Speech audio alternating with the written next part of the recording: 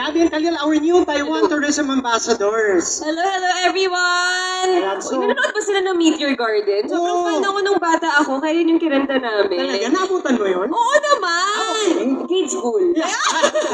Sige na nga. Pili ko, tanda-tanda ka na. Oy, grabe!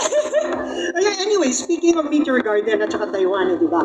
So you recently went to Taiwan to shoot this video, di ba? Yes! Oo, super fun! Correct. So meron akong one question dahil pero tigisa kayong sagot. Aha. Okay, so di naman complicated question. I just wanted to know what was one of the more memorable moments para sa inyo, each uniquely, when you went to Taiwan for this video and during your experience. Ako siguro, bukod kasi lagi na kami nagtataypay eh. Well, ako particularly, because I've been with Taiwan Tourism since 2020.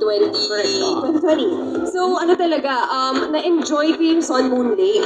Ngayon lang ako nakapunta doon sa side ng Taiwan na yon, na meron palang ganong klaseng scenery, may ganon kaganda at ka-peaceful na lake sa Taiwan. Perfect siya panday talaga. Tama, nag-bike kami around Sun Moon Lake. Parang may bike route siya na Yes. sobrang peaceful, sobrang ganda ng weather. Meron ding nagka-camping doon, may nag-overland, Mhm. syempre may pagkain, di ba? Of course, oo. Ang ganda, napaka-Instagram worthy niya. Perfect siya. Ikaw naman, Khalil. Ako naman, malapit sa Sun Moon Lake ay yung location ng Meteor Garden. Pinuntahan namin yung dalawa ni Sun Moon. Katabi lang halos ba yun? Oo, parang I think around Medyo, 45 minutes hour away din. from Sun Moon Lake.